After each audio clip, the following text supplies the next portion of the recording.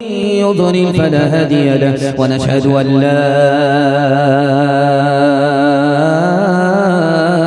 إله إلا الله وحده لا شريك له ونشهد أن سيدنا ونبينا وحبيبنا وشفيعنا وسندنا وإمامنا ومولانا محمدا عبده ورسوله صلى الله عليه وعلى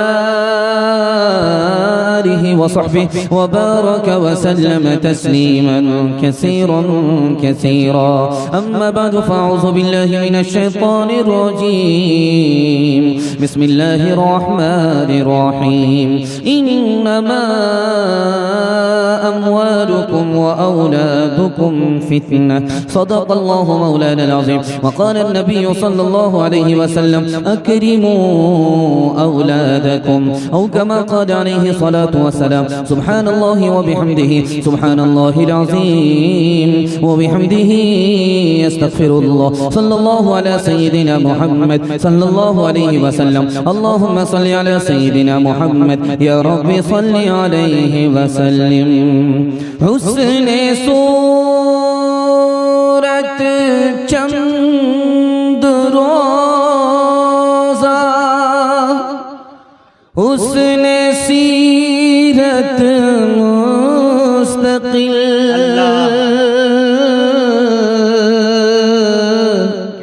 اس سے خوش ہوتی ہے آنکھیں اس سے خوش ہوتا ہے دل.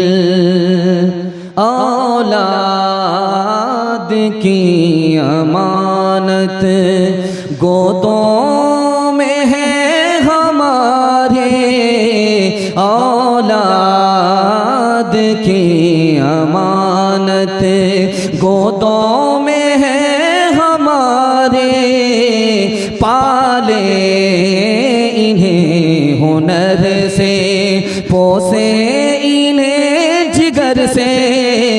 اولاد کی امانت اللہ کی اطاعت بہتر نہیں ہے.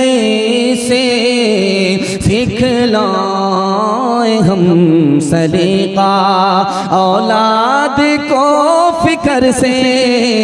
سکھلائیں ہم سلیقہ. بڑا خوبصورت جلسہ آدھا سے زیادہ نکل چکا. محبت میں آپ سن رہے ہیں پتہ نہیں چل رہا ہے. اللہ اس محبت کو سلامت رکھے.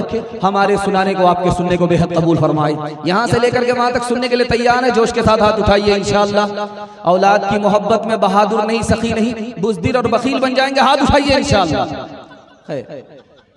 آپ کی بیداری کو ٹٹول رہا تھا کہ آپ یہاں ہیں یا کہیں اور ہیں. دھیان سے سنیے گا. 3 سوال ہے. پیغام میرا شروع ہو رہا ہے. رات کے سناٹے میں چچا نے بھتیجے سے کہا بیٹا کپڑا اتارو سو جاؤ. ہمارے نبی بھتیجا ہے چچا ابو طالب ہیں. اللہ کے رسول نے کیا جواب دیا؟ یہ میرا پہلا سوال ہے. دوسرا سوال ہے کنویں میں بھائی کو بھائی نے ڈالا ہے اور کپڑا اتارا. حضرت یوسف نے کیا فریاد کی ہے؟ یہ میرا دوسرا سوال ہے. تیسرا سوال ہے باپ نے بیٹے سے کہا بیٹا میں نے خواب دیکھا اللہ کے نام پر میں تم کو ذبح کر رہا ہوں. بیٹے نے کہا ابا حضور میری 4 فرمائش ہے. وہ 4 فرمائش کیا ہے؟ یہ میرا آخری سوال ہے. سننے کے لیے مکمل تیار ہیں؟ جوش کے ساتھ ہاتھ اٹھائیے انشاءاللہ. 3 سوال ہیں. پیغام شروع ہو رہا ہے. میرا پہلا سوال تھا رات کے سناٹے میں چچا ابو طالب نے بھتیجے محمد سے صلی اللہ علیہ وسلم سے کہا بیٹا کپڑا اتارو سو جاؤ. اللہ کے رسول کپڑا نہیں اتار رہے. چچا نے کہا کہ چچا کا حکم اور بھتیجا پورا نہ کرے کپڑا نہیں اتار رہے. تو اللہ کے رسول نے کہا چچا جان میں کپڑا اتاروں میرے بدن کو آپ دیکھو مجھے شرم آتی ہے. آپ منہ پھیر لو پھر میں کپڑا اتارتا ہوں. یوسف کو بھائیوں نے کنویں میں ڈالا کپڑا اتارا تو حضرت یوسف نے فریاد کی کہ کپڑا تو دے دو. کنویں میں ڈالنا ہے ڈال دو لیکن کپڑا مجھ سے مت چھینو. یہ کپڑا اگر زندہ میں رہے گا تو سردی اور گرمی میں کام آئے گا. اگر مر جاؤں گا تو کفن میں کام آئے گا. باپ سے بیٹے نے کہا بیٹا میں نے دیکھا ہے خواب میں کہ تمہیں اللہ کے نام پر ذبح کر رہا ہوں. बेटे ने कहा अब्बा हुजूर आप भी सच्चे हो, आपका ख्वाब भी सच्चा है, ख्वाब को सच्चा कर लो, बेटा तैयार है। 4 फरमाइश है, आंख पर पट्टी बांध लेना, मेरे हाथ पांव को बांध देना, चाकू तेज कर देना, और जब मुझे ज़बह करना तो मेरा सर आसमान की तरफ नहीं जमीन की तरफ कर देना, ताकि सजदे की हालत में तेरा बेटा कुर्बान हो जाए। और आखिरी फरमाइश ये है, जब मैं कुर्बान हो जाऊं तो मेरा कपड़ा मेरी माँ के हवाले कर देना, ताकि सब्र हो जाए कि मेरा बेटा राह खुदा में जान दे करके कामयाब हो गया। पेदर बोला के बेटा आज मैंने ख्वाब देखा है, किताबे जिंदगी का एक निराला बाब देखा है। ये देखा है कि मैं खुद आप तुझको ज़ब्ह करता हूँ, खुदा के नाम पर तेरे लहू में हाथ भरता हूँ। कहा फर्जंद ने ए बाप इस्माइल साबिर है, खुदा के हुक्म पर बंदा पैतामील हाजिर है, मगर आँखों में अपनी आप पट्टी बांध लीजिएगा, मेरे हाथों को और पैरों में रस्सी बांध दीजिएगा। मशीयत का मगर दरियाए रहमत जोश में आया, कि इस्माइल का एक रोग कटने नहीं पाया। ये तात और कुर्बानी,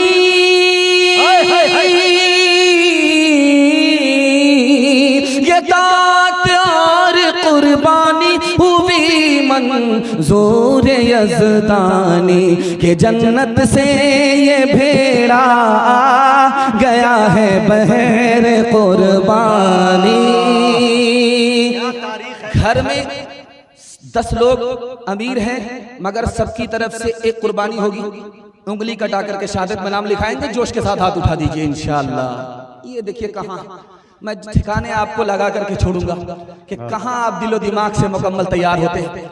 मेरा पहला पैगाम आपकी खिदमत में आ रहा अकीके के हवाले से, जिनके बच्चों का अकीका है मैं उनके लिए दुआ करता हूँ।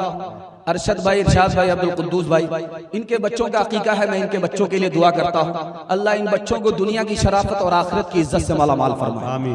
ध्यान से सुनिएगा, माँ बाप की कोताही मेरा पहला पैगाम है, सुनिएगा ध्यान से। बाप ने कहा मेरे बेटे को अभी छोड़ दो, अभी छोटा है, क्या फर्क पड़ता है, बड़ा होगा खुद ब खुद नमाज पढ़ेगा। खतरनाक जुमला है, आपने यहीं से उसकी बुनियाद खराब कर दी। अब आसमान तक ये इमारत जो खड़ी होगी वो टेढ़ी ही जाएगी। आदत के खिलाफ है, जब तक कोई बच्चा काम पे लगाया ना जाए वो काम को पूरा नहीं करता। नमाज वो खुद ब खुद पढ़ेगा नहीं, आदत के खिलाफ है। और जब बचपन में उसके नमाज पढ़ने की आदत नहीं हुई तो वो जवानी में नमाजी बन नहीं सकेगा। इसलिए ये आदत के खिलाफ है, हदीस के खिलाफ भी है। दूसरा जुमला बाप का सुना रहा हूं, थोड़ा सा बेदीन हो गया है। इसका जवाब बड़ा शानदार है कि थोड़ी सी जान निकल गई है। अब थोड़ी सी जान निकलने के बाद क्या बचा? जब दीनदार ही नहीं रहा तो क्या बचा? ये बच्चा अच्छा इंसान भी नहीं होगा, अच्छा मुसलमान भी नहीं होगा। आजकल आसान हो गया है, माँ बाप की तरफ से ये जुमला, हाफिज बन करके क्या करेगा?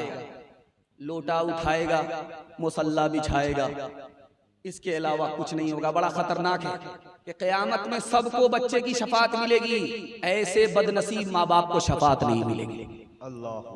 जनाजा रखा हुआ है, बेटा रो रहा है, पूछा अरे भाई अल्लाह के बंदे सबर तो करो 5 मिनट के लिए, इमाम साहब को नमाज तो पढ़ाने दो, उसके बाद जी भर करके रोना। करे इमाम साहब पहले ये तो पूछो कि मैं क्यों रो रहा हूँ। मैं बाप के जनाजे पर नहीं रो रहा हूँ, बल्कि इस पर रो रहा हूँ कि बाप ने मुझे दुनिया की तालीम दी, मैं PhD करके बड़ा आदमी बन गया, लेकिन मुझे इतनी तालीम दीन की नहीं दी कि मैं बाप का जनाजा पढ़ा सकूं। इस बात पर रो रहा हूँ। बेटे को फांसी हो रही है, उसकी आखिरी ख्वाहिश मालूम की जा रही है, तुम्हारी आखिरी ख्वाहिश क्या है? क्या मेरी आखिरी ख्वाहिश ये है कि मेरी माँ जिंदा है, मैं कान में अपनी माँ से आखिरी बार बात करना चाहता हूँ। माँ जैसे आई, कान सटाया, बेटे ने दांत से कान काट लिया। कितना बड़ा बदनसीब है, मरने से पहले भी नाफरमानी करके जा रहा है। कहा कि ये तो पूछो कि मैंने माँ के कान क्यों काटे, यही माँ है, बचपन में चोरी करके आता था, ये पीठ ठोकती थी, अगर कान के नीचे एक लगा देती तो मैं चोर नहीं बनता, फांसी के ऊपर नहीं चढ़ता। तीसरा नमूना, आखिरी नमूना, हजरत उमर की अदालत में बाप ने कहा कि मेरा बेटा नाफरमान है, बेटा कह रहा है कि मेरा बाप नाफरमान है। उस अदालत में फैसला क्या हुआ आपको सुन करके हैरत होगी। हजरत उमर की अदालत में यह फैसला हुआ कि बाप भी नाफरमान है, बेटा भी नाफरमान है, लेकिन बेटा बाद में नाफरमान है, पहले बाप नाफरमान है। पैदा तो किया, अच्छी तालीम नहीं दी, पैदा तो किया, अच्छा नाम नहीं रखा। एक मिसाल है, पैगाम खत्म कर रहा हूं। बेटा बीमार है, मस्जिद में आकर के बाप दुआ कर रहा है, मेरे परवरदिगार मेरा बेटा अगर सही हो गया तो ऊंट सदका करूंगा। घर लौट करके आया कि देखा कि दुआ का असर हो रहा कि नहीं, देखा बेटा उठ करके बैठा हुआ। तो अब अल्लाह से कहता मेरे परवरदिगार ऊंट कहां से लाऊंगा, ये तो राजस्थान में मिलता है, मेरे पास तो भैंस है, मैं भैंस दे दूंगा। दूसरी नमाज में देखा कि बेटा उठ करके खा रहा है, अब उसे यकीन हो गया कि मेरा बेटा ठीक हो गया, अब उसकी मिन्नत खिसक गई। वो कहता है मेरे परवरदिगार जो भैंस मेरी गुम हो गई है अगर दोबारा मिल जाए तो मैं सदका कर दूंगा।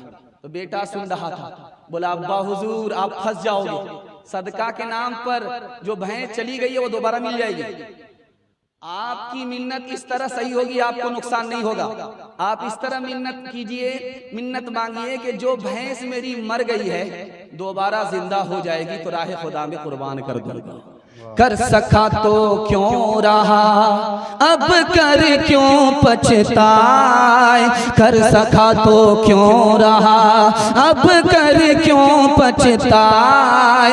बोए पेड़ बबूल का, बोए पेड़ बबूल का, अमुआ कहाँ से पाए, अमुआ कहाँ से पाए। पाथे दिन पाथे गए हर सकियों नहीं, अब पछताए हो तो क्या, अब पछताए हो तो क्या, जब चिड़िया चुग गई खेत, चिड़िया चुग गई खेत। पहला पैगाम खत्म हो गया, नाफरमान बेटा कैसा होता है, कब कैसे बनता है, ये मैं दूसरा पैगाम आपकी खिदमत में लेकर के आ रहा हूँ। बहुत अच्छा आप सुन रहे हैं, आपको मुबारकबादी दे रहा हूँ। अल्लाह दीन दुनिया दोनों की भलाई से आपको माला माल फरमाए।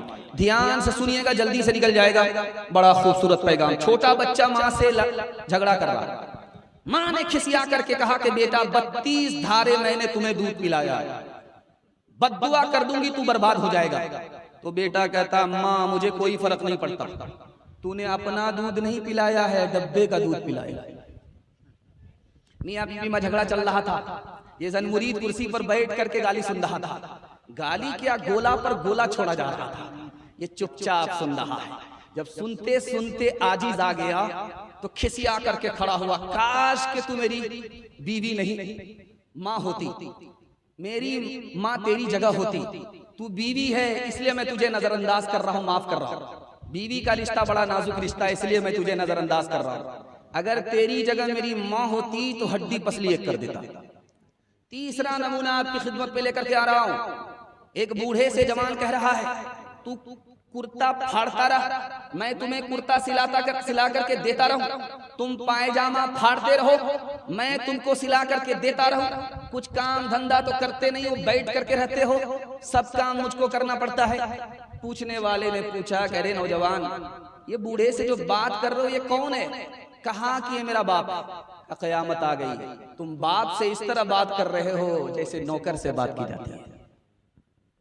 बेटा मीटिंग में बैठा हुआ है, फोन आया कि तुम्हारा बाप इंतकाल कर गया। तो कहता मैं जरूरी मीटिंग में हूं, मैं आ नहीं सकूंगा, तुम लोग कफन दफन कर दो, मैं यहां से पैसा भेज दूंगा। आखिरी नमूना सुनाने के लिए जा रहा हूं।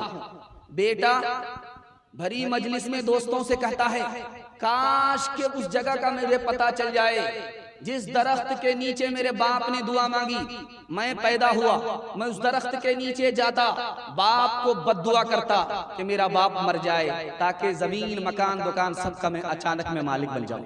एक मिसाल है तजर्बे की, वो मैं आपको सुनाने के लिए जा रहा हूँ। आप देखेंगे कि हमारे बिस्तर से बिच्छू निकलता है, उसने हमें काटा नहीं, फिर भी उसको जूते से मारा जाता है। बिच्छू निकला, उसको बच्चा भी जूते से मारता है, चप्पल से मारता है। किसी आरिफ ने बड़ी नुक्ते की बात, राज की बात कही है, वो मैं आपको सुना रहा हूँ। बिच्छू ने काटा नहीं, लेकिन उसको जूते से मारा क्यों गया? तो लिखा है कि बिच्छू जब माँ के पेट में होता है, छोटा होता है, तो उसकी माँ जिंदा होती है, उसको संभाले रखती है। जब वो बड़ा होता है तो अपनी माँ के पेट को चाक करके वो बाहर निकल जाता है। जिसने बचपन में माँ के ऊपर जुल्म ढाया, अब वो जहां कहीं भी इंसान को मिलता है उसकी जूते से खबर ली जाती है। मैं मसनद रसूल पर बैठा हुआ हूं, आपसे सिर्फ वादा लेना चाहता हूं कि अगर आपको पैसा चाहिए, सेहत चाहिए, उम्र चाहिए, ये मेरी जबान नहीं, नबी की जबान है। हर जबान झूठी हो सकती है, नबी की जबान झूठी नहीं हो सकती। आप माँ बाप पर मेहरबान हो जाइए, अल्लाह आपकी रोजी बढ़ा देगा, अल्लाह आपकी सेहत बढ़ा देगा, आपकी तंदुरुस्ती बढ़ा देगा। सास ससुर पर ज्यादा मेहरबान होंगे, हाथ उठाइए इंशाअल्लाह। खैर माशाअल्लाह सटपटा रहे हैं, डिस ब्रेक मार करके साबित किया है कि दिलो दिमाग से मुकम्मल तैयार है। एक मिसाल है, पैगाम खत्म कर रहा हूं, ध्यान से इसको सुनिएगा। बादशाह ने किसान से पूछा, तुम कितना कमाते हो एक दिन में? का 1 रुपया। का कैसे खर्च करते हो? का 4 आना अपने ऊपर, 4 आना दरिया में डालता हूँ, 4 आना कर्ज में देता हूँ, 4 आना कर्ज चुकाता हूँ। का समझ में न आया, सर चकरा गया। का बताता हूँ, जो मैं अपने ऊपर खर्च कर रहा हूँ खाने पीने में और अपने घर के खर्चे में 4 आना खर्च करता हूँ, 4 आना जो कर्ज में दे रहा हूँ, छोटे बच्चे पर खर्च कर रहा हूँ, इसको कर्ज दे रहा हूँ, जब मैं बूढ़ा हो जाऊंगा ये कर्ज मेरा वापस कर देगा। और 4 आना कर्ज चुका रहा हूँ, जब मैं बच्चा था तो मेरे बूढ़े माँ बाप ने मुझे खिलाया पिलाया था, वो कर्ज मेरे सर पर रह गया था, उसको लौटा रहा हूँ। 4 आना दरिया में डाल रहा हूँ, सास ससुर पर खर्च कर रहा हूँ, कुछ मिलने वाला नहीं है, जो भी मिलेगा आखिरत में मिलेगा।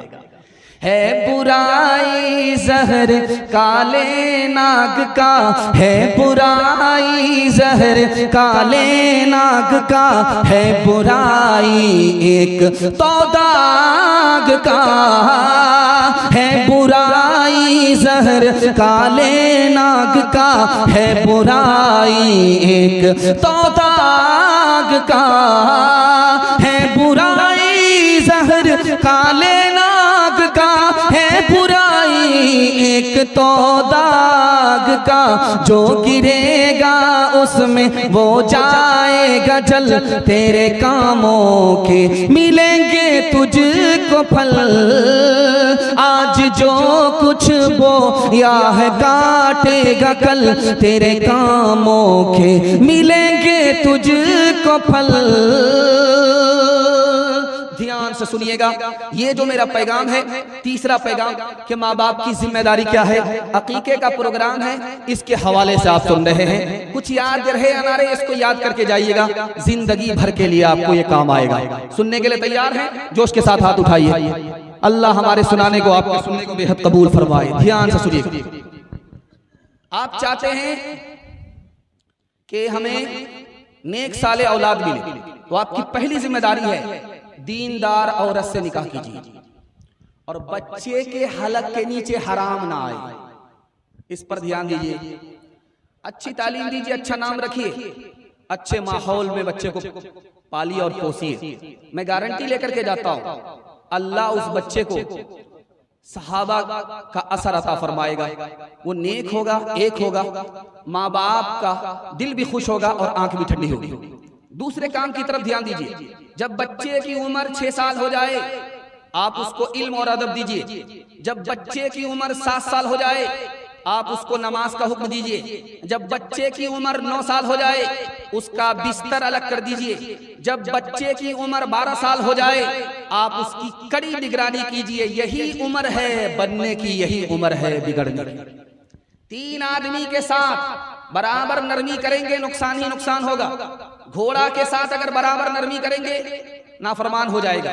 औरत के साथ बराबर नाफरमानी नरमी करेंगे नाफरमान हो जाएगी, बच्चे के साथ बराबर नरमी करेंगे नाफरमान हो जाएगी। नरमी की जगह नरमी, सख्ती की जगह सख्ती करेंगे तो बच्चा बच्चा बन करके दिखाएगा।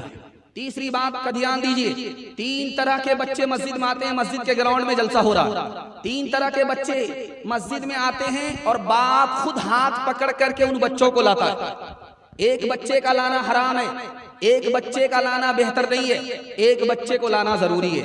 जो बच्चा इतनी तमीज नहीं रखता कि पाकी और नापाकी क्या है, मस्जिद और अपना घर क्या है, ऐसे बच्चे को मस्जिद में लाना हराम है।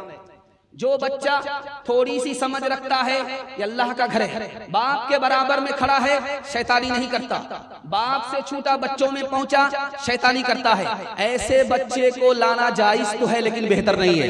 तीसरा बच्चा है जो इसकी समझ रखता है कि अल्लाह का घर है, जो इसकी तमीज रखता है ये पाकी है और नापाकी है, ऐसे बच्चे को लाना जरूरी है ताकि बचपन में नमाज की आदत हो जाए। 3 बात की तरफ आप बहुत ध्यान दीजिएगा। बच्चे को बात पर मारना नहीं है, वो बेशरम और बेहया बन जाएगा। दूसरी बात, उसका दिमाग कमजोर हो जाएगा। तीसरा नुकसान ये होगा वो बात पर भूलेगा, उसको सबक याद ही नहीं रहेगा। दूसरे काम पर ध्यान दीजिए, जब बच्चा आपका घर में रहे मियाँ बीवी को झगड़ा नहीं करना। जब बच्चा घर से निकल जाए फुटबॉल खेलिए, क्रिकेट खेलिए, सब चलता रहेगा, लेकिन बच्चा जब घर के अंदर मौजूद रहे आपको झगड़ा नहीं करना। जानते कितना बड़ा नुकसान होता है, लम्हे की खता होती है, सदियों की सजा होती है। बच्चा आपका घर में मौजूद है, मियाँ बीवी का झगड़ा चल रहा है, बच्चा माँ बाप को निगाह से गिरा देता है, बचपन में कदर नहीं करता, जवानी को में इज्जत नहीं देता। एक बात खास, जब बच्चा आपका घर में रहे तो मोबाइल आपको देखना नहीं, मोबाइल संदूक में बंद कर दीजिए। जब बच्चा चला जाए तो मोबाइल निकालिए, कुरान सुनिए, बयान सुनिए, चलेगा। बच्चे की मौजूदगी में अगर आप मोबाइल देखेंगे तो बाप ड्राइवर बेटा खलासी गाड़ी का नंबर 786, आपको तो देखना ही नहीं आता, वो तो 1 नंबर का मास्टर है, कहीं से कहीं पहुंच जाएगा। एक बादशाह थे, उसके 3 वजीर थे, एक बंगाली था, दूसरा बिहारी था, तीसरा पंजाबी था। तीनों झगड़ा करते थे, कोई किसी को बड़ा मानने के लिए तैयार नहीं, सब अपने को बड़ा कहता था। एक रिटायर्ड वजीर ने कहा, हुजूर ये झगड़ा 1 दिन में खत्म हो जाएगा, तीनों को बुलाइए, इम्तिहान लीजिए, जो पास करे उसको रखिए, जो फेल कर जाए उसको बर्खास्त कर दिए। तो बुला करके बिहारी से पूछा कि तुम्हें क्या पसंद है, कहा मुझे बैर पसंद है, लेकर के आओ। बंगाली से पूछा कि तुम्हें क्या पसंद है, कहा मुझे मालदा आम पसंद है, कहा लेकर के आओ। पंजाबी से पूछा कि तुम्हें क्या पसंद है, कहा मुझे कटहल पसंद है, कहा कटहल लेकर के आओ। तीनों लाइन से लग गए, इम्तिहान हो रहा सबसे पहले बिहारी का। तो बादशाह ने कहा, देखो ये बैर है, इसको चबा नहीं सकते, गुठली फेंक नहीं सकते, निगल करके बैर पास करना होगा। बैर पास, इम्तिहान पास, बैर अटका, यहां से बर्खास्त। अब हाइब्रिड बैर था, सुगवा बैर था, लंबा बैर था, कहां पास होगा, जाकर के अटक गया तो बाप बाप करने लगा, रोने लगा। उसके बाद जब उसने खोखी की, दोबारा बैर मुंह में वापस आ गया तो हंसने लगा। तो बादशाह को हैरत हुई, इसका रोना तो समझ में आता है, अटक जाता है, मौत का खौफ होता है इसलिए रोता है, लेकिन हंसता क्यों है? उसने कहा, ओ नालायक, तेरा रोना तो समझ में आता है लेकिन हंसता क्यों? कहा, हुजूर हंसने की वजह यह है, छोटे से बैर में मेरा ये हाल है, याम कटहल वाले का क्या हाल होगा। छोटे से स्क्रीन टच मोबाइल ने बाप को बंदर बनाया, बेटे को हनुमान बनाएगा, ये लंका जलाएगा, लंका बुझाएगा नहीं। इसलिए बच्चे के सामने मोबाइल नहीं देखना है। हाथ उठा करके वादा कीजिए, अखबार रोज पढ़ेंगे, कुरान कभी कभी इंशाअल्लाह। ऐ मेरे नन्हे गुलफाम, मेरी नींदें तेरे नाम, ऐ मेरे नन्हे गुलफाम, मेरी नींदें तेरे नाम। तेरा बचपन पाक रहे, तेरा बचपन पाक रहे, मुझ पे तो है 100 इल्जाम। ऐ मेरे नन्हे गुलफाम, किसका पड़ा तुझ पे साया, किसने ये रास्ता दिखलाया, कौन तुझे उस घर में लाया, कौन तुझे उस घर में लाया, वो घर है रुसवा बदनाम। ऐ मेरे नन्हे गुलफाम। चौथा नमूना बड़ी तेजी के साथ आपकी खिदमत में आ रहा है, ध्यान से सुनिएगा। होनहार बच्चा कौन होता है? आधा जलसा निकल चुका है, मोहब्बत में आप सुन रहे हैं, थोड़ा सा जलसा बाकी रह गया, इंशाल्लाह वो भी मुकम्मल हो जाएगा। बड़े बड़े शुअरा मौजूद हैं, उनको दोबारा आपको सुनना है। मुकम्मल जलसे को मुकम्मल करा करके उठना है, हाथ उठाइए इंशाल्लाह। ध्यान से सुनिएगा, होनहार बच्चा कौन होता है? इब्ने मुबारक बहुत बड़े मुहद्दिस हैं, अल्लाह उनको जज़ाए खैर दे, जन्नतुल फिरदौस दे। उन्होंने एक बच्चे से पूछा कि बेटा क्या पढ़ते हो? कहा मुझे ज्यादा जानकारी तो नहीं है, 4 बात की जानकारी है, इससे ज्यादा मुझे जानकारी नहीं चाहिए। कहा बेटा क्या है जानकारी? कहा सर का इल्म मुझको हो चुका, जबान का इल्म मुझको हो चुका, कान का इल्म मुझको हो चुका, दिल का इल्म मुझको हो चुका, अब किसी इल्म की जरूरत नहीं है। अब इतने बड़े मुहद्दिस सर पकड़ करके बैठ गए, ये बच्चा क्या कह रहा है? मुझे 4 बातों का इल्म है और मुझे किसी इल्म की जरूरत नहीं। सर का इल्म हो चुका, कान का इल्म हो चुका, जबान का इल्म हो चुका, दिल का इल्म हो चुका। तो उस मुहद्दिस ने कहा बेटा मैंने मतलब समझा नहीं, मतलब समझाओ। तो कहा सर का इल्म हो गया, ये सर अल्लाह के आगे झुकना चाहिए, किसी और के आगे नहीं झुकना चाहिए। कान का इल्म हुआ कि इस कान से कुरान की तिलावत सुननी है। जबान का इल्म हो गया, इस जबान से कुरान की तिलावत करनी है। दिल का इल्म हो गया, इस दिल में सिर्फ खुदा बसेगा, कोई और नहीं बसेगा। मुबारक हो। निजामुल मलिक बहुत बड़ा बादशाह है, मदरसा बनाया, मदरसे के बच्चों को बिठा करके सवाल किया कि क्यों आए हो मदरसे में, क्या पढ़ने के लिए आए हो? तो एक बच्चा बोला मैं बादशाह का बेटा हूँ, बादशाह बनने के लिए आया हूँ। कहा इन्ना लिल्लाह, ये तो 1 नंबर का दुनियादार बनेगा। दूसरे बच्चे ने कहा मेरा बाप वजीर है, मैं वजीर बनना चाहता हूँ। कहा अस्तगफिरुल्लाह। तीसरे बच्चे से पूछा कि तुम क्या बनना चाहते हो? कहा मेरा बाप सिपह सालार है, मैं सिपह सालार बनना चाहता हूँ। अब मदरसा का बच्चा, मदरसे में इतना बड़ा दुनियादार, इस मदरसे पर मैं कल बिल्डोजर चला दूंगा। कोने में देखा एक बच्चा बैठा हुआ था, उसी बच्चे का नाम इमाम गजाली था। उस बच्चे से पूछा कि बेटा मैं तो जा रहा हूँ मायूसी में, तुमसे भी पूछ लेता हूँ कि तुम इस मदरसे में क्यों आए हो? कहा कि हुजूर मैं इस मदरसे में इसलिए आया हूँ, मुझे इस मदरसे में आने से पहले ये मालूम नहीं है खुदा कौन से काम से राजी होता है, खुदा कौन से काम से नाराज होगा। मैं तो इतनी ही जानकारी के लिए आया हूँ। बादशाह ने पेशानी चूम करके कहा मुबारक हो, तू इस मदरसे में बाकी है, मदरसा बाकी है, अगर तू नहीं रहता इस मदरसे पर मैं बिल्डोजर चला देता। हजरत थानवी ने एक बच्चे से पूछा बेटा स्कूल में पढ़ते हो, एक सवाल का जवाब दो, अरबी अच्छी है या इंग्लिश अच्छी है? उस बच्चे ने, मुसलमान के बच्चे ने स्कूल में पढ़ करके भी कितना शानदार जवाब दिया, आपको हैरत होगी सुन करके। उस बच्चे ने कहा इसमें पूछने की क्या बात है, इंग्लिश से बढ़ करके अरबी है। क्यों? अल्लाह का कुरान अरबी में नाजिल हुआ, इंग्लिश में नाजिल नहीं हुआ। इब्लीस बैठा हुआ था, मकतब से एक बच्चा निकला, बोतल सामने लेकर के खड़ा हो गया। का बच्चा एक सवाल का जवाब दो, इस बोतल में आसमान और जमीन आ सकता है कि नहीं आ सकता? तो उस बच्चे ने कहा कि आसमान और जमीन इस बोतल में आ सकते हैं कि नहीं? अल्लाह कादिर है, आजिज नहीं है। ये बोतल तो बहुत बड़ी चीज है, अगर अल्लाह चाह ले तो सुई के नाके के अंदर आसमान को भी ला सकता है, जमीन को भी ला सकता है। का मुबारक हो तुम्हारे इल्म ने तुमको बचा लिया। बच्चे के अंदर 5 खूबी है, दिखाने के लिए जा रहा हूं। वो अपनी बात कैसे मनवाता है? रो करके मनवाता है। अगर आप उसकी ख्वाहिश पूरी नहीं करेंगे, वो BBC लंदन चालू हो गया, अब वो चुप होने का नाम नहीं लेगा जब तक उसकी जिद पूरी ना हो जाए। अगर इसी तरह रो करके हम अपनी बात खुदा से मनवाले वाले बन जाते तो हमारी हर बात अल्लाह के यहाँ काबिल कबूल हो जाती। बच्चे की दूसरी खूबी दिखाने के लिए जा रहा हूं। करोड़पति का बेटा क्यों ना हो, वो जमीन पर बैठता है, जमीन पर बैठता है। चाहे कितने बड़े बाप का बेटा हो, वो जमीन पर बैठता है। उसके अंदर आजिजी है। ये आजिजी अगर हमारे अंदर आ जाए तो अल्लाह आसमान की बुलंदी अता फरमाए। बच्चों को आप देखेंगे वो खिलौने से खेलता है, मिट्टी का खिलौना होता है, उससे खेलता, उसको तोड़ देता है। यानी वो दुनिया के खिलौनों की अपने दिल में कोई कदर कीमत नहीं रखता। उसी तरह इस दुनिया की कदर कीमत हमारे दिल से निकल जाए तो अल्लाह कहां से कहां हमें पहुंचा दे। एक खास बात बच्चे की बताने के लिए जा रहा हूं। बच्चा पल में झगड़ा करता है, उस झगड़े को भूल जाता है, सीने में कीना नहीं रखता। अगर ठीक उसी तरह हमारे दिल से कीना निकल जाए तो अल्लाह हमारे हक में जन्नत का फैसला फरमा दे इंशाअल्लाह। ईंट का जवाब पत्थर से देंगे, हाथ उठाइए। घर का झगड़ा अदालत में जाएगा, हाथ उठाइए इंशाअल्लाह। खैर, एक छोटी सी मिसाल है, पैगाम खत्म कर रहा हूं। दस्तरखान लगा हुआ है, खाना गर्म है, बच्चा रो रहा है। एक पूछने वाले ने पूछा कि बेटा क्यों रोते हो? कहा खाना गर्म है इसलिए रो रहा हूं। खाना गर्म है इसलिए रो रहा हूं। कहा बेटा थोड़ा सब्र कर लो, खाना ठंडा हो जाएगा, बाद में खा लेना। कहा सब्र करेंगे तो आप लोग खा लोगे, हमारे लिए कुछ नहीं बचेगा। एक आदमी ने एक बच्चे के सर पर हाथ रख करके कहा कि बेटा मैं तुम्हारा बाप बन जाऊं, इससे तुम खुश हो जाओगे? कहा कि नहीं, बाप बन जाने से मैं खुश नहीं होऊंगा, तू मेरी माँ बन जा, ताकि तेरी मीठी मीठी बात मेरे बाप को बहुत अच्छा लगे और मेरे बाप को तेरी मीठी मीठी आवाज बहुत प्यारी लगे।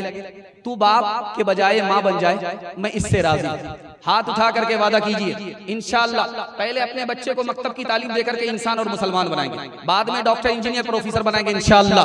बेटे को लोग कहते हैं आंखों का नूर है, आंखों का नूर है लुत्फ जिंदगी का तो दिल का सुरूर है, दिल का सुरूर है।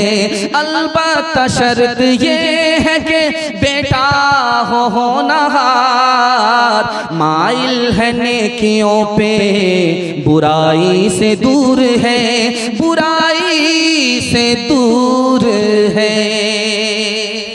गुरु और चेला ये मेरा पैगाम है। इसके बाद दो पैगाम बच्चों के हवाले से बाकी हैं। मेरे हिस्से का जलसा तकरीबन मुकम्मल होने जा रहा है।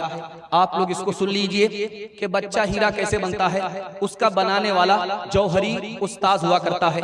ये पैगाम है बड़ा खूबसूरत, आप इसको जरा ध्यान से सुनिएगा। बादशाह का बेटा पैदल चल रहा है, उस्ताद घोड़े पर सवार है।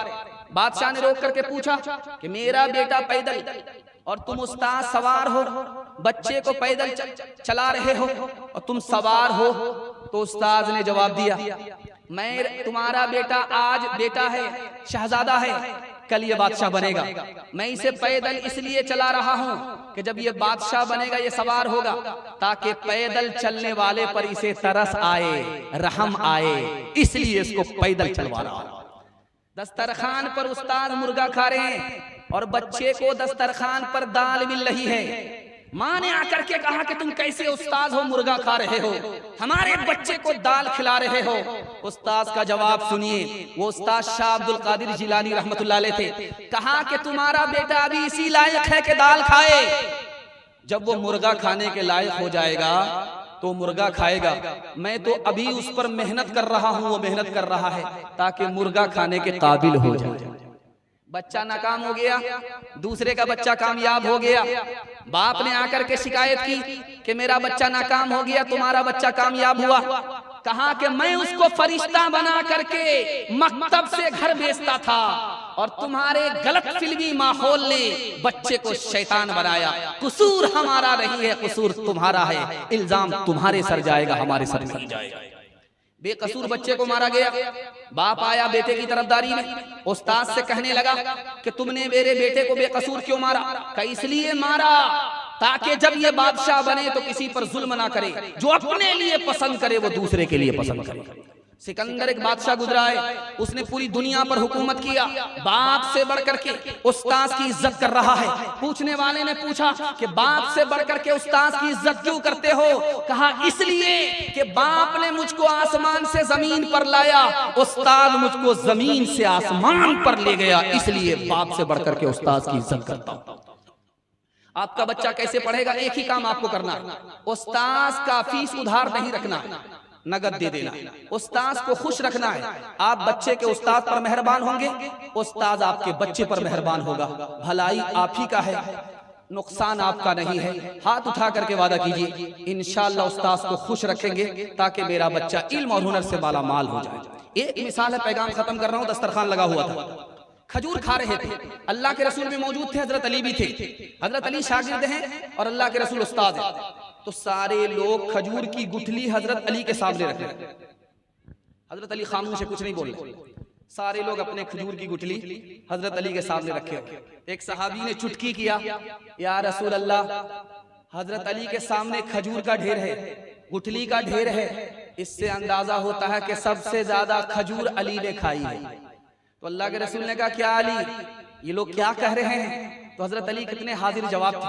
उन्होंने कहा, या रसूल अल्लाह, हमने तो खजूर खाई, गुठली फेंका, इन लोगों ने गुठली समेत खजूर खा लिया।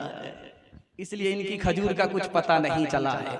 जला सकती है शम्मा कुछ तक मौजे नफसुन की, इलाही क्या छुपा होता है अहले दिल के सीनों में, इलाही क्या छुपा होता है अहले दिल के सीनों में। न पूछिन खैर का पोशों की इरादत हो तो देखिन को, यदे बैजा लिए बैठे हैं अपनी आस्तीनों में। तमन्ना दर्द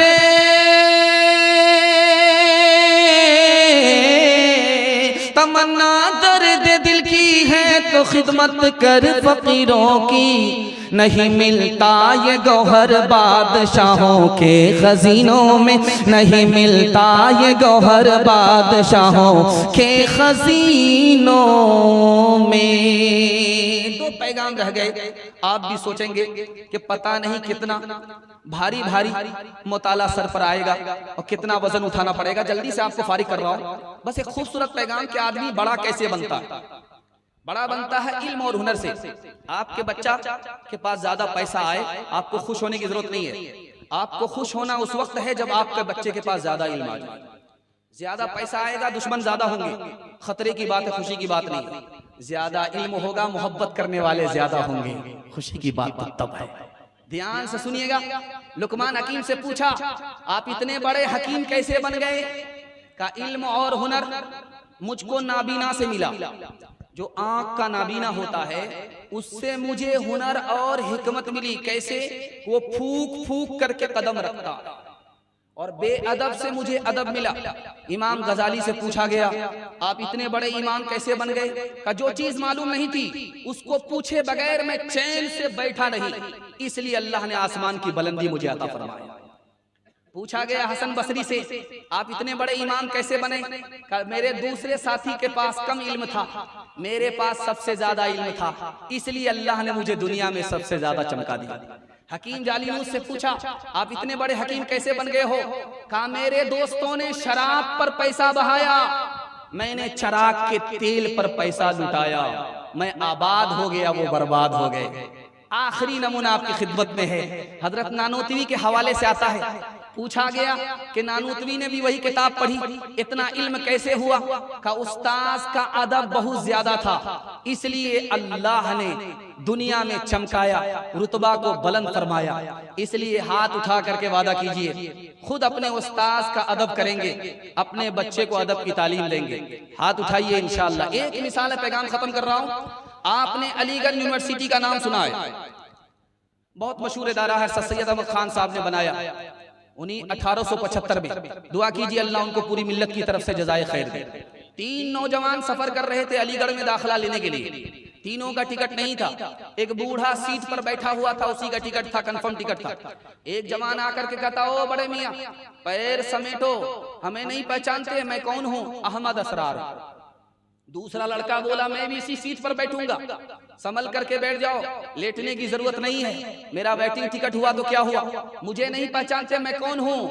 हबीब मुख्तार।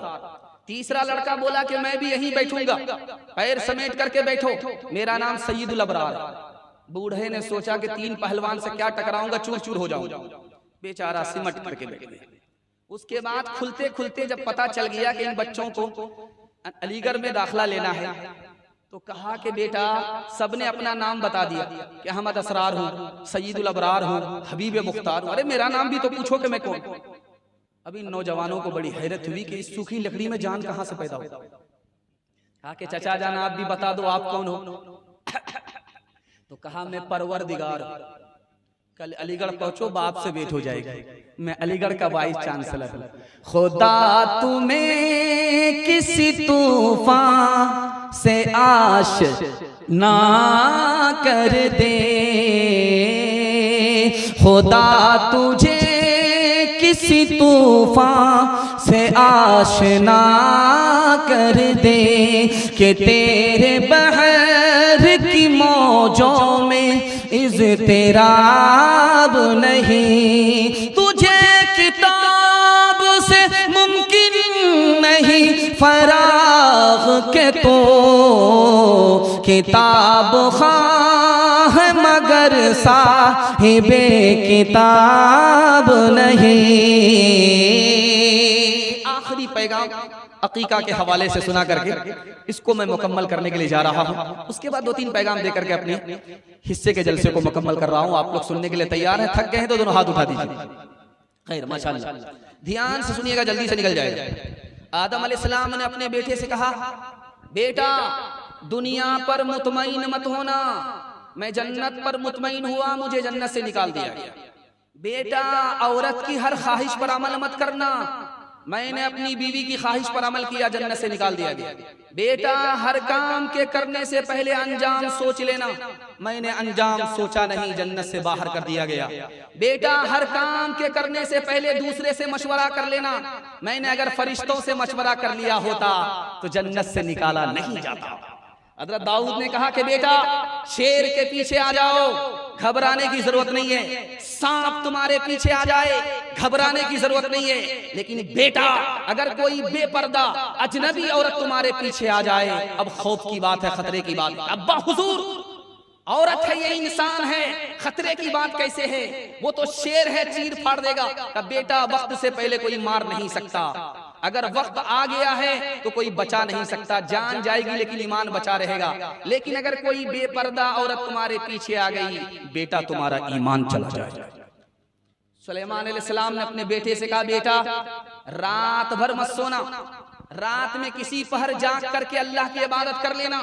जो रात भर सोता है, क़यामत में जब वो खड़ा होगा तो नामे आमाल अमल से खाली होगा। चौथे नमूने को आप बहुत ध्यान से सुनिएगा। जाफर सादिक रहमतुल्लाह अलैह ने कहा, बेटा 5 आदमी से दोस्ती मत करना, दोस्ती करोगे नुकसान ही नुकसान होगा, नुकसान से निकल नहीं पाओगे। दोस्ती करनी है तो 3 आदमी से दोस्ती करो, 5 आदमी से दोस्ती मत करना, नुकसान ही नुकसान होगा। 3 आदमी से दोस्ती करो, नफा ही नफा होगा। अब्बा हुजूर बताइए, पहला आदमी झूठे आदमी से दोस्ती मत करना, वो करीब को दूर, दूर को करीब बताएगा, तुम्हारा नुकसान। नाफरमान आदमी से दोस्ती मत करना, वो एक लुकमे में तुमको बेच डालेगा। बेवकूफ आदमी से दोस्ती मत करना, वो तुमको नफा पहुंचाना चाहेगा, तुमको उल्टा नुकसान हो जाएगा। बेटा बखील से, कंजर से, कंजूस से दोस्ती मत करना, तुम हाथ फैलाओगे, मुसीबत में वो हाथ खींच लेगा, साथ नहीं देगा। बेटा 5वां आदमी रिश्ता तोड़ने वाले से दोस्ती मत करना, वो तो खुद बर्बाद है, तुमको भी बर्बाद कर देगा। 3 आदमी से दोस्ती करो, नफा ही नफा होगा। डॉक्टर से दोस्ती करो, इलाज मालूम होगा। बूढ़े से दोस्ती करो, तजर्बा मालूम होगा। आलिम से दोस्ती करो, तुम्हें इस्लाम मालूम होगा, इल्म होगा। एक आदमी दौड़ा दौड़ा इमाम अबू हनीफा रहमतुल्लाह अलैह के पास आया, कहा हुजूर गजब हो गया। क्या गजब हो गया? कहा 2 भाई एक तरफ से निकाह, 2 बहन का एक तरफ से निकाह, लेकिन इसकी बीवी उसके यहाँ रुखसत हो गई, उसकी बीवी इसके यहाँ रुखसत हो गई, अब क्या होगा? का दोनों लड़के को मेरे पास बुलाओ, मसला हल कर देता हूँ, चुटकी में मसला हल कर देता हूँ। दोनों लड़के को बुलाया, का जिस लड़की के साथ तुमने रात गुजारी है वो तुम्हारी बीवी नहीं थी, वो तुमको पसंद है? कहाँ पसंद? दूसरे लड़के से पूछा कि जिस लड़की के साथ तुमने रात गुजारी बीवी समझ करके, वो तुम्हारी बीवी नहीं थी, वो तुमको पसंद है? कहाँ पसंद है? का मसला हल हो गया। अपनी अपनी बीवी जिसके साथ तुमने निकाह पढ़ा है तलाक दे दो, और जिसके साथ रात गुजारी है उससे निकाह कर लो, मसला हल हो गया। एक बूढ़ा आया डॉक्टर के पास, कहने लगा कि मेरे पेट में दर्द है, का ये बुढ़ापे की वजह से। का सर में दर्द है, का बुढ़ापे की वजह से। नींद नहीं आती है, बुढ़ापे की वजह से। जोर से एक तमाचा खींच करके मारा, कोई दवाई है नहीं, सिर्फ बुढ़ापा है। का मैं इसका भी बुरा नहीं मानूंगा, ये भी आपके बुढ़ापे की वजह से। तजर्बा, एक बच्चा मायूस होकर के जा रहा है, एक बूढ़े ने उसको रोका, क्या क्यों मायूस हो? कहा कि अमीर के यहाँ गया था रिश्ता मांगने के लिए, उसने मना कर दिया और शर्त लगा दी कि मेरी नहर को दूध से भर लोगे तभी रिश्ता मिलेगा। अब मैं इतनी बड़ी नहर को दूध से कैसे भर सकता हूँ, इसलिए रिश्ते से मायूस होकर के जा रहा। बेटा मसला हल है, 2 मिनट में तुम जाकर के बोलो कि ठीक है तुम्हारी नहर को मैं दूध से भरने के लिए तैयार हूँ, आज भर दूंगा, तुम अपना पानी खाली करो, मैं नहर को दूध से भरता हूँ। उसकी नानी मर जाएगी, खाली नहीं कर पाएगा। दुनिया के रंज सहना और मुंह से कुछ न कहना, सच्चाइयों के बल पे आगे को बढ़ते रहना, रख दोगे एक दिन तुम, रख दोगे एक दिन तुम संसार को बदल के। बच्चों दिखाओ चल के, अपने हो या पराए सबके लिए हो न्याय। देखो कदम तुम्हारा हरगिज न डगमगाए। रस्ते बड़े कठिन हैं, रस्ते बड़े कठिन हैं, चलना संभल संभल के। बच्चों दिखाओ चल के। बस आखिरी पैगाम सुना रहा हूं, सुनने के लिए आप लोग तैयार हैं? दोनों हाथ उठाइए इंशाअल्लाह। बेटी से काम ज्यादा लेंगे, तालीम कम देंगे। हाथ उठाइए, बिल्कुल सही जा रहा है। खैर 4-5 आदमी तो फिर भी फिसल ही जा रहे हैं। खैर आपकी गलती नहीं है, मेरे अंदाज की गलती। अगर आप मेरी जगह होते, मुझसे सवाल होता, मैं भी फंस जाता। चलिए चलने दीजिए, ध्यान से इसको सुनिएगा। बड़ा खूबसूरत पैगाम आपकी खिदमत में आ रहा, ध्यान से सुनिएगा। कुंवारी लड़की है, शादी नहीं हुई है, नमाज पढ़ती है। एक नमाज का सवाब 10 नमाज, इससे ज्यादा नहीं मिलेंगे। लेकिन लड़की की शादी जैसे हुई, वही लड़की अब नमाज पढ़ रही है उसी मुसल्ले में। एक नमाज का सवाब 21 नमाज के बराबर मिला करता। शादी के बाद हमल हो गया, पेट में बच्चे की आमद हुई, क्या इनकलाब आता है अल्लाह की तरफ से। उस लड़की के पिछले तमाम गुनाह अल्लाह माफ कर देता है। अब वो बच्चा पेट में बड़ा हो रहा है, माँ को बैठा नहीं जाता। अब वो बच्चा पेट में बड़ा हो रहा है, माँ को लेटा नहीं जाता। जब वो बैठती है तो आह निकलती है, जब वो लेटती है तो ओह निकलती है। अल्लाह की तरफ से इनकलाब देखिए। उस आह के ऊपर, उस ओह के ऊपर अल्लाह तस्बीह का सवाब अता फरमाता है। ठीक जब 9 महीने पूरे हो गए, अब दर्द शुरू हो रहा है। 400 तलवार अगर किसी के ऊपर पड़े तो उतनी तकलीफ नहीं होती, इससे बढ़कर के माँ को तकलीफ होती है जब वो अपने बच्चे को जन्म देती है, मौत के मुंह में चली जाती है। और जानते हैं, वो मौत के मुंह से अगर वापिस आ गई तो अल्लाह जन्नत को उसके कदमों में डाल देता है। अगर वो मौत के मुंह में चली गई तो गर्दन कटाने वाले के बराबर शहादत का रुतबा अल्लाह अता फरमाता है। एक बात खास सुनिए, जो मेरा मौजू है, जो मैं सुनाने के लिए जा रहा हूँ। माँ की गोद में अभी छोटा बच्चा है, 1 साल का है या 2 साल का है, तोतली जबान बोलता है। माँ उससे कहती है अल्लाह बोलो, वो अल्लाह बोल रहा है। रसूलुल्लाह बोलो, वो रसूलुल्लाह बोल रहा है। ला इलाहा इल्लल्लाह बोलो, वो ला इलाहा इल्लल्लाह बोल रहा है। मोहम्मद रसूलुल्लाह बोलो, वो बोल रहा है। हर सांस के बदले माँ को सदके का सवाब मिलता है। बच्चा बड़ा हुआ, समझदार हुआ, माँ ने उसको मकतब का रास्ता दिखाया। बच्चे ने 3 साल में कुरान मुकम्मल कर लिया। सूरज से बढ़कर के उस माँ को अल्लाह ताज अता फरमाएगा।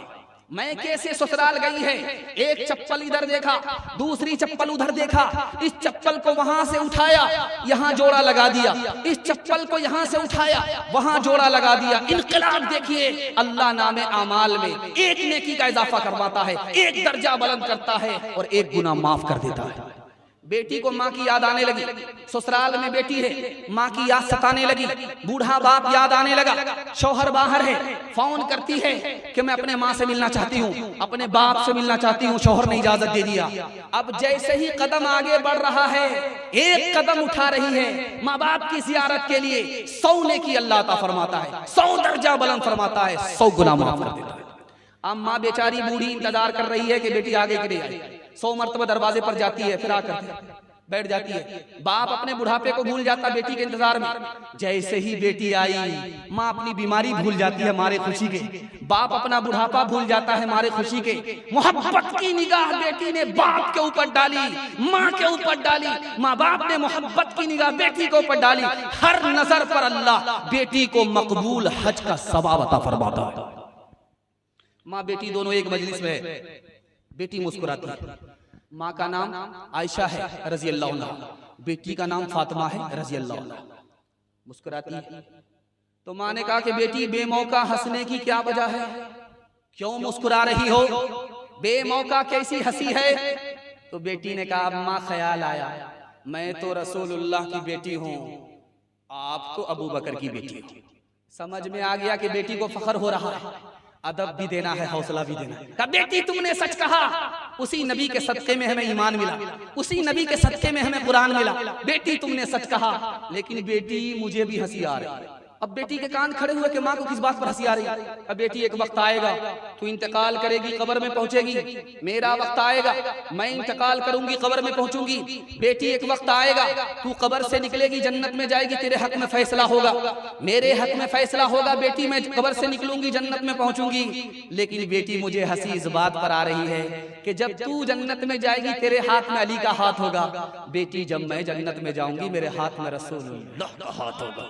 अल्लाह अल्लाह कितना ऊंचा आयशा का है मकाम, अल्लाह अल्लाह कितना ऊंचा आयशा का है मकाम, अल्लाह अल्लाह कितना ऊंचा आयशा का है मकाम, अल्लाह अल्लाह कितना ऊंचा आयशा का है मकाम, अल्लाह अल्लाह कितना ऊंचा आयशा का है मकाम, अल्लाह अल्लाह कितना ऊंचा आयशा का है मकाम। हश्र तक उन्हीं के घर पे है मोहम्मद का क़याम, हश्र तक उन्हीं के घर पे है मोहम्मद का क़याम। जिस पे बांधा था खुदा के दुश्मनों ने इत्तेहाम, आज तक इंसान शर्मिंदा है उस इल्जाम पर। हो मेरे माँ बाप कुर्बा उस मुकद्दस नाम पर, हो मेरे माँ बाप कुर्बा उस मुकद्दस नाम पर। आयशा के सैकड़ों एहसान है इस्लाम पर, आयशा के सैकड़ों एहसान है इस्लाम पर। ध्यान से सुनिएगा, आखिरी पैगाम सुना रहा हूं, 10 मिनट का मेरे हिस्से का जलसा है। आप लोग सुनने के लिए मुकम्मल तैयार हैं? हाथ उठाइए इंशाअल्लाह, मरने के बाद अमल करेंगे। हाथ उठाइए इंशाअल्लाह। ध्यान से सुनिए। 1965 में ऐलान हुआ, 1965 में हम दो हमारे दो, अगला बच्चा भी नहीं, दो के बाद कभी नहीं, कम संतान सुखी किसान। 1970 में ऐलान हुआ, नसबंदी नहीं कराओगे, ऑपरेशन नहीं कराओगे, बच्चे जितने ज्यादा होंगे कहत आ जाएगा, गरीबी आ जाएगी, बर्बादी होगी, मुल्क महंगाई का शिकार हो जाएगा। 70 आया चला गया। 1980 में ऐलान हुआ, नसबंदी नहीं कराओगे, बच्चे ज्यादा पैदा होंगे, ऑपरेशन नहीं कराओगे, बच्चे की कसरत होगी, अमीर लोग गरीब को खा जाएंगे, एक दूसरे को काट खा जाएंगे। अल्लाह ने बच्चे की आमद बाद में की, पैदावार को पहले बढ़ा दिया। ये दुनिया असबाब है, मुसब्बिबुल असबाब तो खुदा। आपने सुना होगा कि 60 किलो दूध गाय देती थी, लेकिन आज के बच्चे आंख से देख रहे हैं जर्सी गाय 60 किलो दूध दे रही है।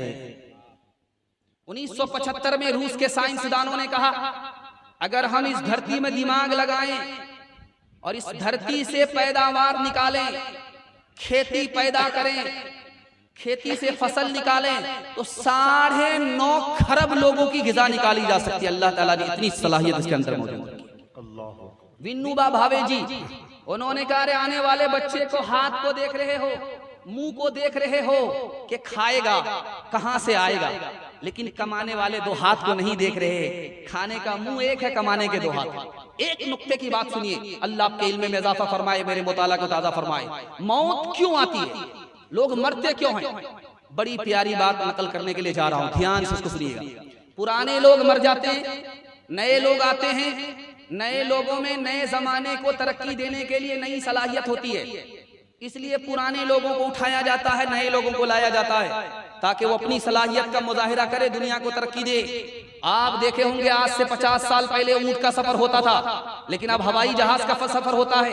पिछले लोगों ने हवाई जहाज को पैदा नहीं किया, यही नया जहन, नए इनकलाबी दौर के लोग आए और समंदर में पुल बना दिया और एक मशीन से 500 आदमी के बराबर काम लिया जा रहा है। ये जदीद सलाहियत नए बच्चे में पैदा होती है, इसलिए अल्लाह ने मौत के सिलसिले को रखा। पुराने लोग जाते रहते हैं, नए लोग आते रहते हैं। इंशाअल्लाह अल्लाह के खजाने पर हम भरोसा करेंगे, अपनी जेब पर नहीं। हाथ उठाइए इंशाअल्लाह। बेटियों पर 5 जुल्म ढाया जाता है। जब बेटी पैदा होती है तो बाप मायूस हो जाता है, और जब बेटा पैदा होता है तो मिठाई बांटता है। दूसरा जुल्म बेटी पर यह होता है, बेटी को पराया धन समझा जाता है और बेटे को अपना धन समझा जाता है। तीसरा जुल्म बेटी पर यह होता, जितना बेटे को तालीम दिलाई जाती है उतनी बेटी को तालीम नहीं दिलाई जाती है। बेटी पर जुल्म है, बराबर तालीम देना चाहिए। जितनी तालीम बेटे को उतनी तालीम बेटी को। बेटी पर चौथा जुल्म यह होता है कि बाप हज में जाने वाला है, बेटा को माला माल कर देता है, बेटी को कंगाल कर देता है। ये चौथा जुल्म है। और 5वां जुल्म समाज ये करता है, जब तक बेटी वाले से मुतालबा पूरा नहीं ले लेता तब तक निकाह नहीं करता है। बेटी पर 5 जुल्म ढा रहा है। जुल्म ढाने वाले के लिए दुनिया में इज्जत नहीं है। आज आप 1 गुना लेंगे, कल आपको 10 गुना देना पड़ेगा, खून के आंसू रोना पड़ेगा। हाथ उठा करके वादा कीजिए, बेटा बेटी के साथ एक सलूक करेंगे। हाथ उठाइए इंशाअल्लाह। बेटा की शादी फ्री में नहीं करेंगे, हाथ उठाइए इंशाअल्लाह। ध्यान से सुनिए एक मिसाल। कौवा जब घोंसले में अंडा देता है, तफसीर इब्न कसीर में लिखा है, जब कौवा अंडे से बच्चा निकालता है तो बच्चा बिल्कुल गोरा होता है, काला नहीं होता। तो कौवा छोड़ करके बच्चे को भाग जाता है। ये मेरा बच्चा नहीं है, दूसरे का बच्चा। मेरा बच्चा होता मेरी तरह काला होता, ये बच्चा तो गोरा है, मेरा बच्चा नहीं। छोड़ करके चला जाता। माँ बाप छोड़ करके चले गए, खुदा छोड़ करके नहीं जाता। अब वो मासूम बच्चा जो अपनी तरफ से हरकत नहीं कर सकता, खुद रोजी कमा नहीं सकता, रोजी खा नहीं सकता, देखिए अल्लाह ताला कैसे उसके लिए इंतजाम करता। तफसीर इब्न कसीर ने लिखा है, जब बच्चे को भूख लगती है, खिलाने वाले माँ बाप नहीं है, खुदा वहां मौजूद है। मच्छर अल्लाह घोंसले में पैदा करता है, बच्चा मुंह खोलता है, मच्छर अंदर चला जाता, उसकी भूख मिट जाती है। जब बच्चे को प्यास लगती है तो अल्लाह आसमान से रात में शबनम टपकाता है, पत्ते में अटका देता है, बच्चा मुंह खोलता है और वो शबनम का कतरा हलक के नीचे उतर जाता है। माँ बाप ने खिलाया नहीं, खुदा ने खिलाया, बच्चे की प्यास बुझाती है। जो खुदा कव्वे के बच्चे को भूखा नहीं रखता, वो हमारे बच्चे को कभी भूखा नहीं रखेगा। एक मिसाल है, पैगाम खत्म कर रहा हूं। दामाद बहुत होशियार बिरादरी है। आप देखेंगे कि दामाद के ऊपर कुत्ता बहुत ज्यादा छूटता है। मतलब साफ है, हर आदमी अपनी बिरादरी को पहचानता है। क्या बात है, जरा ध्यान से सुनिएगा। दामाद इतना चालाक होता है कि जब उसके घर में अच्छा खाना नहीं होता, सीधे वो ससुराल की तरफ रवाना हो जाता है कि मुर्गा मिलेगा। सास भी बड़ी होशियार, सोचा कि एक दिन खिलाएंगे, बार बार आएगा। परकल गिदरा ककड़ी खेत, कहा ऐसा सबक सिखाएंगे कभी नहीं आएगा। आया, दस्तरखान बिछा दिया, सास ने खिचड़ी रख दिया पका के। दामाद ने जब देखा तो तलवे का खून दिमाग पर आ गया। कहा ये मेहमान खाना है कि जेल खाना है, ये खिचड़ी दे दिया। सास बड़ी चालाक थी, उसने कहा कि बेटा खिचड़ी को बुरा भला मत कहो, खिचड़ी बहुत अच्छी ग़िज़ा है, अमीर भी खा लेते, गरीब भी खा लेते, किसी का पेट खराब नहीं होता। समझ में आ गया कि बुढ़िया को मुर्गा बचाने की प्लानिंग। तो कहा कि अम्मा ये रूखी सूखी खिचड़ी कैसे खाई जाएगी, घी तो दे दो लाख। बुढ़िया एक नंबर की कंजर थी, कंजूस, कोठी में छुपा करके घी को रखा था। अब बड़ी मुश्किल से निकाला, खिसिया करके जो खोला तो ढक्कन तेज खुल गया, सारा घी गिर गया। बड़ा अफसोस हुआ कि दामाद सारा घी खा जाएगा। तो दिमाग लगाया, बेटा अकेले खाओगे, खाने में बरकत नहीं होगी, उसको शामिल कर लो, बरकत ही बरकत होगी। समझ में आ गया कि बुढ़िया अकेले खाने नहीं देगी। आप तो मेरी माँ की तरह हो, साथ में खा लो, क्या फर्क पड़ता। तो बुढ़िया ने दिमाग लगाया, प्लेट को देखा तो देखा कि घी दामाद की तरफ ज्यादा है, दामाद की तरफ से घी को अपनी तरफ काटना। बेटा मैं तुमसे नाराज हूँ, फला महीना मेरी बेटी को ये दुख दिया है, ये दुख दिया है, ये दुख दिया, सारा घी इधर टाल दिया। दामाद ने जब देख लिया कि बुढ़िया मंतिक से घी को टान रही है, हमें फलसफे से बचाना, तो दामाद ने कहा कि अम्मा कौवे से ज्यादा कौवे का बच्चा चालाक होता है। अगर मैंने वो दुख दिया है तो ये सुख भी दिया है, ये सुख भी दिया है, दुख सुख को मिलाना पड़ता है जब जिंदगी। ओ जगदाता दाता जग के, ओ परखनहारे रग रग के, ओ बिन बाप के, ओ बिन माँ के, मालिक दिल के, मालिक जाके, सुखी शाख में को पल फोड़े, गिली डाल के पत्ते तोड़े, जो चाहे तू कर दे पल में, चाहे आग लगा दे जल में। बड़ा खूबसूरत पैगाम खुदा की मेहरबानी के हवाले से सुना रहा हूँ। ये आखिरी पैगाम है, 5 से 7 मिनट में मेरे हिस्से का जलसा मुकम्मल हो रहा है। उसके बाद दूसरे राउंड में आपको शायरों को सुनना है।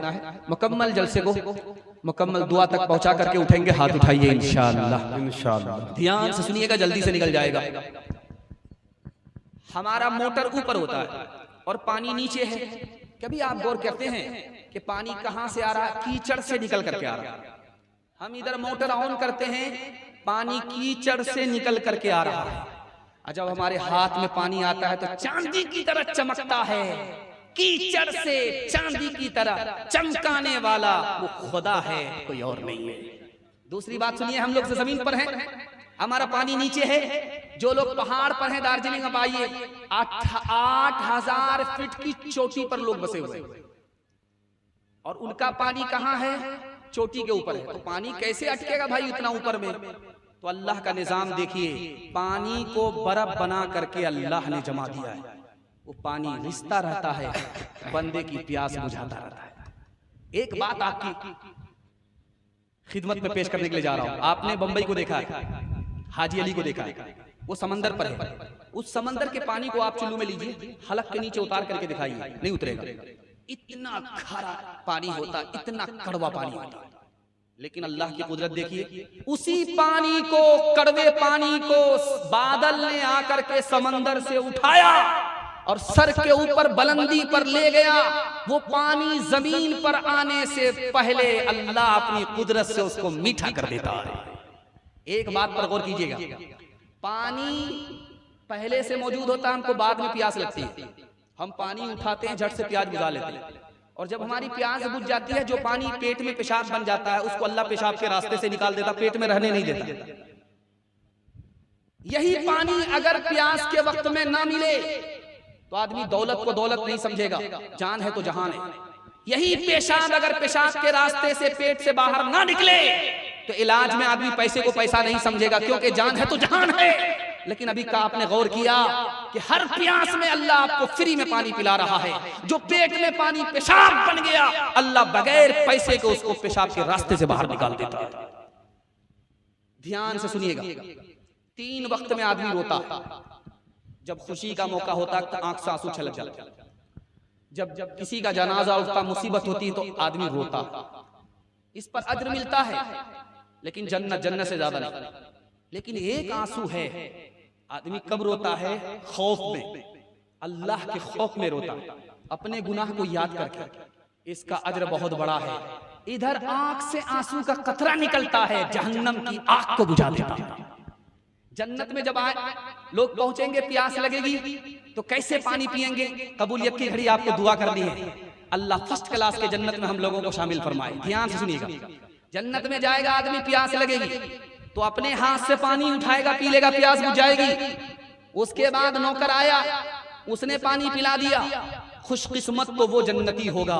इधर प्यास लगेगी, अल्लाह का हाथ बढ़ जाएगा पानी पिलाने के लिए, खुदा पिलाएगा, बंदा पिएगा। अल्लाह उनमें हम सबको शामिल फरमाए।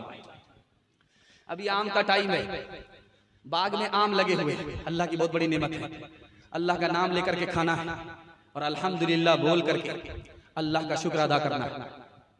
एक मंतकी चोर था, चुपके से रात के सन्नाटे में बाग में पहुंचता था और आम कैसे तोड़ता था? आम अल्लाह का, मैं अल्लाह का, बाग अल्लाह का, कौन होता है मुझको रोकने वाला, टोकने वाला? बाग वाला सर पकड़ करके बैठा हुआ, वो रोज आम घट रहा है, आम जाता कहाँ है? पहरे पर बैठा हुआ था, तो देखा कि ओ ये मंतिकी चोर है, इस मंतिक से ये चोरी करता है, इसको फलसफे से सबक देना। रस्सी से बांध दिया, 99 दिन चोर के एक दिन कोतवाल पकड़ा गया, उसको बांध दिया, बांध करके 2 हत्थों लाठी मारना शुरू किया। जब वो रोने लगा तो कहता कि रोता क्यों है, ये लाठी भी खुदा की है, मैं भी खुदा का, तू भी खुदा का, तो फिर चिल्लाता क्यों है। अपने मरकज से न चल मुंह फेर कर बहरे खुदा, भूलता है कोई अपनी इंतहा और इब्तिदा। याद है वो दौर भी तुझको के जब तू खाक था, किसने अपनी